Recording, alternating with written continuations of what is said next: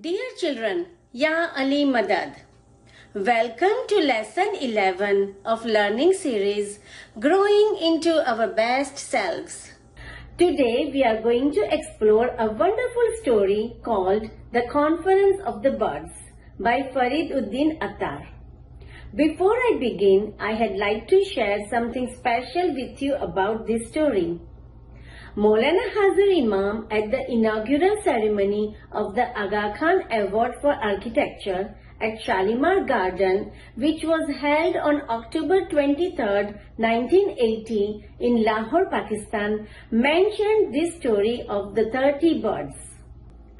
Mawlana Hazir Imam said, "The birds you will recall in huge quantities went in search of Simurgh, the ideal and perfect king. After many tribulations, 30 of them do reach the end of the journey and came to the gate of the Supreme Majesty. The Chamberlain tests them and then opens the door, and they sit on the masnad, the seat of the Majesty and Glory. And as an inner glow came into them, they realized that it is they together who were the Simurgh, and that the Simurgh was the 30 birds. Isn't that amazing? Now let's find out what this story is all about. So dear children, we are going on a journey with some special birds in the story called The Conference of the Birds.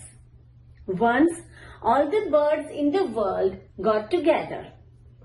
They had a big problem to solve. They wanted to find a leader, someone wise who could guide them through life. But who could that be?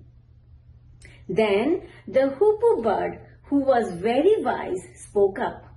"We do have a leader," she said. "His name is Simurgh, and he lives far on a mountain called Kaf. But reaching him won't be easy. It will be a long and difficult journey full of challenges." So the birds decided to go on this journey. But as they flew, some birds began to feel tired. The peacock missed his beautiful home.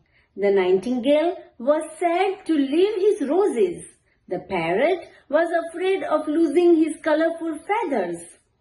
But the hoopoe reminded them that if they worked together and stayed strong, they could reach the Simurgh. The journey was not just about finding a leader. It was also about learning and growing together. After a long and hard journey, only few birds made it to the mountain. They were tired, but also very excited. When they reached the top, they did not find the Simurgh. Instead, they found a reflection of themselves in a lake. They realized that the Simurgh was not just one bird. It was all of them together. The birds learned that by supporting each other and never giving up, they became the leader they were looking for. They understood that the journey itself was the real treasure, teaching them about courage, friendship, and self-discovery. Let's sing a song which is inspired by the words spoken by Mawlana Hazir Imam at the mentioned event. Birds set out to find their king, seeking joy that he would bring. Through the trials, through the pain, 30 birds did remain. When they reached the final gate, they found their fate was truly great.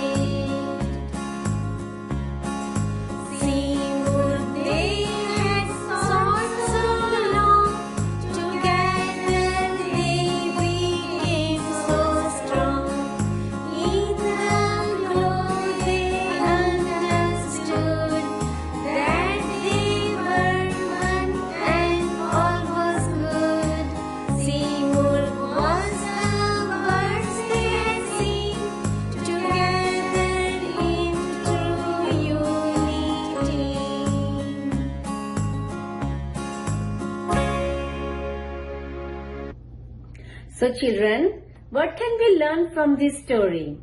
It's that we all have the strength inside us to overcome challenges, especially when we work together. And sometimes the journey is more important than the destination. Remember, just like the birds, we can achieve amazing things when we believe in ourselves and each other. See you in the next class. Ya Ali Madad.